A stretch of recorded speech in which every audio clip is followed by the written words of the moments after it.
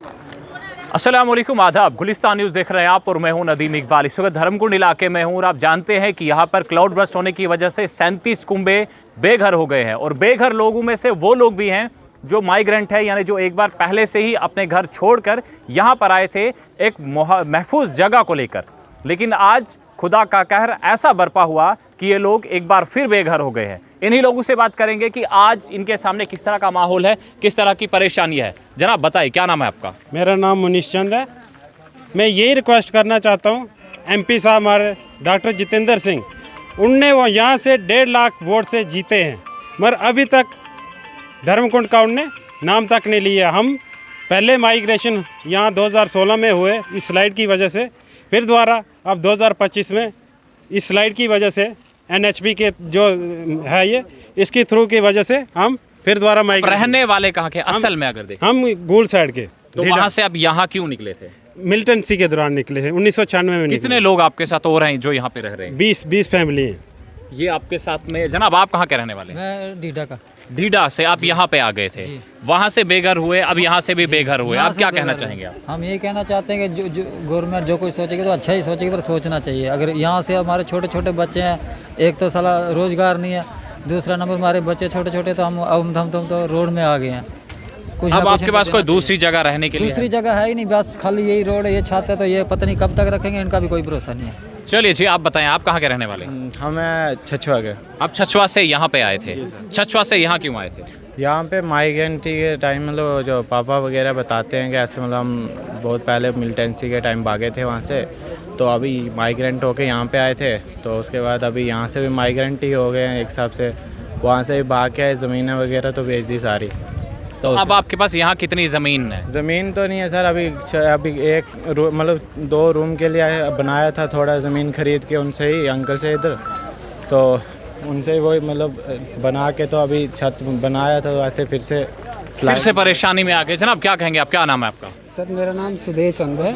आप भी माइग्रेंट हैं? जी, एक्चुअली हम 97 में माइग्रेट हुए थे छछुआ से, तो उसके बाद हम अपनी ज़मीनें छोड़ के यहाँ आ गए। ज़मीनें भी अब हैं या नहीं हैं, आधे लोगों ने बेच दी है। उस पैसे का यहाँ पे आके इनने मकान शकान बनाया। और उसके बाद 2014 में एक बार फ्लडिंग हुई थी यहाँ पे, तो तब भी हमारे यहाँ पे रामन एमएलए नीलम लहंगे जी वो आए थे, उन्होंने हमें टेंट शेंट दिया था, उसके बिना कोई फैसिलिटी हमें यहाँ पे नहीं दी थी तब भी। और आज भी 2025 में ये हादसा हुआ है। तो अब आज हमारे चीफ मिनिस्टर फारूक अब्दुल्ला साहब आए थे, तो उन्होंने बोला कि आपको हम अपना 5 कुनाल या 5 मरले बोल रहे थे वो, कि आपको ज़मीन देंगे और उसमें मकान। मुश्किलें किस तरह की आपके सामने? मुश्किलें अब तो मुश्किलें ही हैं, अभी फ़िलहाल देखते हैं। उमर अब्दुल्ला साहब आए थे तो उन्होंने बताया था। चलिए अब आए हैं, देखना है कि देंगे क्या। जनाब आप भी माइग्रेंट्स में से? जी। आप उस वक्त यहाँ क्यों आए थे? सर उस वक्त मिलिटेंसी की वजह से हम यहाँ पे आए थे, तो यहाँ पे दिन दिहाड़ियाँ शेड़ियाँ लगा के अपने मकान बनाए थे, वो भी बह गए।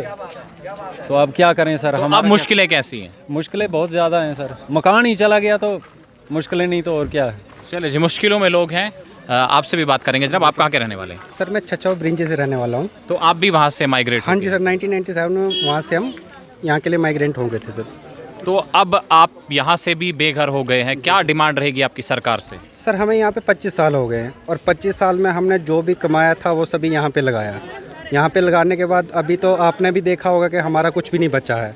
जो भी पूरी मेहनत थी हमारी 25 साल की, वो सब हमारी चली गई। अब हमारे पास कुछ भी नहीं है। अभी हमारे सीएम सर भी आए थे और उन्होंने ये बोला है कि आपको हम अच्छी लोकेशन पे जगह दे के और वहाँ पे मकान बना के देते हैं।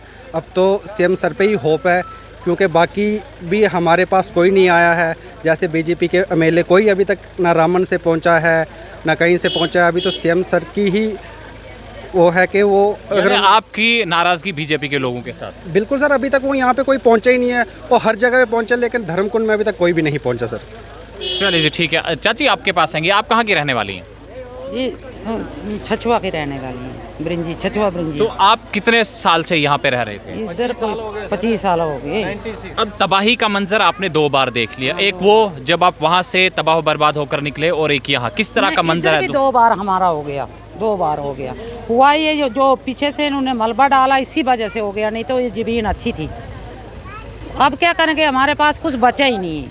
कुछ घर शहर आपने कैसे बनाया था यहाँ पे? क्या जमीन बेच के? ना ना मजदूरी करके, कुछ मिर्च मजदूरी करके। जमीन पीछे वाली तो हमारी रहेगी नहीं, वो बंजर हो गया, उधर तो जाने के लायक हम हैं ही नहीं। अच्छा, यहाँ पे जब ये सब चीजें हो रही थी तो कैसा उस वक्त लग रहा था आपको? डर खौफ किस तरह का था? ना बिल्कुल नहीं था, अच्छा लग रहा था। नहीं, जब यहाँ पे ये बादल फटे उस दिन उस सुबह, वक्त हमें बहुत डर लग रहा। हम जमीन पर ऐसे नहीं मानते थे, हम जमीन पर है, आसमान पर है। अभी तक हमारे जिस्म में होश नहीं है, और नहीं हम खाना खा सकते, नहीं पानी पी सकते, इतने परेशान हैं। नहीं रात को नींद है, गाय है तो उनकी परेशानी, खुद की परेशानी, सामान की परेशानी, क्या करेंगे? एक एक क्वार्टर हमें मिला है, उसमें क्या क्या छोड़ेंगे? वो भी पता नहीं कब जैसे निकालेंगे, कहाँ बैठेंगे हम लोग, कहाँ जाएंगे?